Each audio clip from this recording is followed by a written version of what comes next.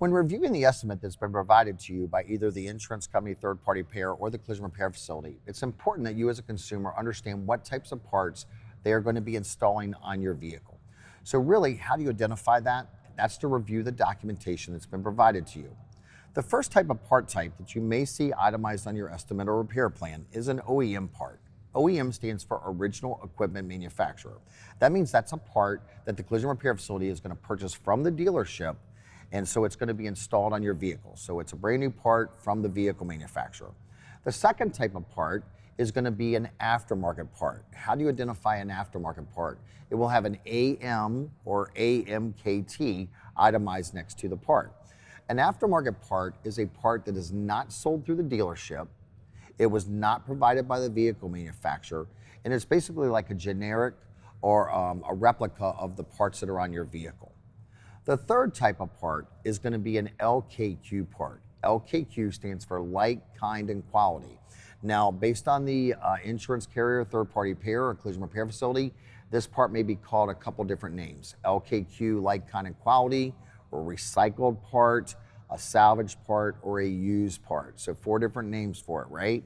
That is a part that is coming off of a vehicle that at some point in its life has been deemed unrepairable or not worth fixing.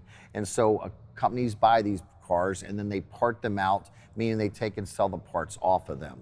At the end of the day, it's really important that if you do not have clarity as to what type of vehicles are going to be installed on your vehicle during the repair process, that you consult with your collision repair professional.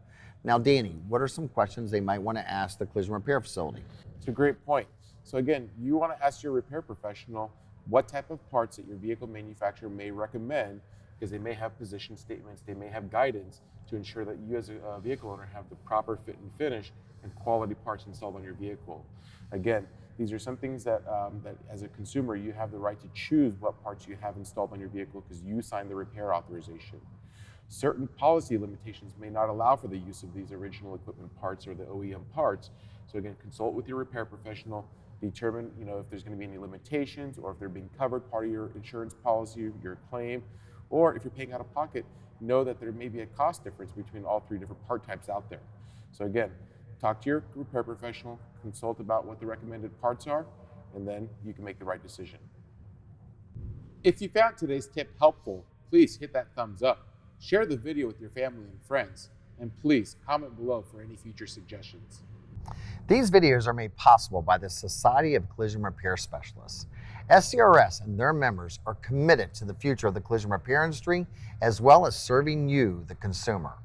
For more information, visit scrs.com or click in the description below.